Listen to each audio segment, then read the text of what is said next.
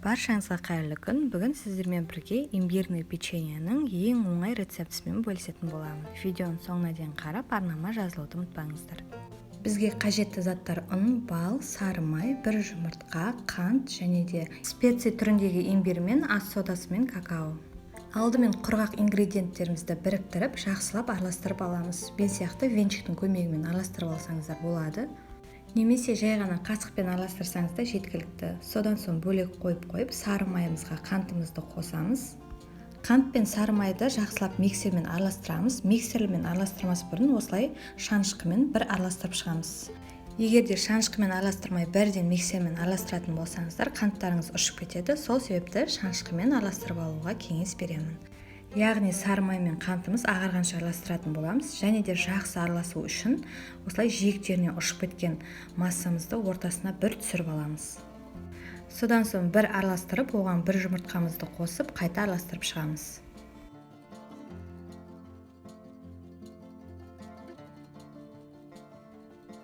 Араластыру барысында осы жиегіне ұшып кеткен массаны ортаға түсіруді ұмытпаңыздар.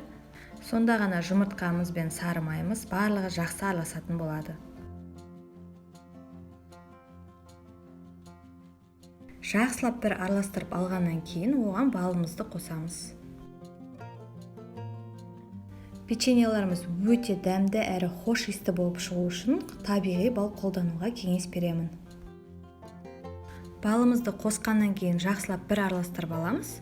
Осымен біздің жұмыртқалы массамыз дайын. Енді бөлек алып қойған ұнымызды алып, ортасын ашып, осы жұмыртқалы массамызды құйып, жұмсақ қамыр илейміз.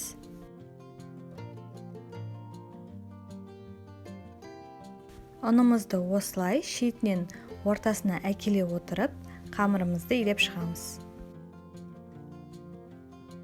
Егер де қамырымыз тым жабысқақ болып тұрса, сәл ұн сеуіп жіберсеңіздер болады. Бірақ тым көп қосып, қамырымыз нығыз болып қалмауы тиіс. Бізде жұмсақ, қолға жабыспайтын қамыр болуы қажет. Қамырымызды салафанға салып, жарты сағатқа тоңазытқышқа қойып қоямыз. Қамырымызды тоңазытқыштан шығарғаннан кейін 4-5 мм қалыңдықта жаямыз. Бірден осылай пергамент қағазына жайып шықсаңыздар болады. Содан соң қалаған формаңыздың көмегімен үстінен баса отырып печеньеларымызды кесіп шығамыз. Менде осындай формочкалар, егер бұндай формочкалар болмаса, жай ғана стаканның көмегімен домалақ етіп кесіп шықсаңыздар болады.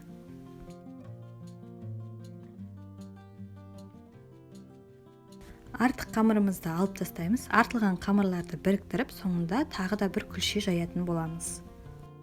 Артық қамырымызды алып болған соң, печеньеларымызды противенге қойып, пешімізді 180 градусқа қыздырып, 7-8 минут шамасында пісіріп аламыз.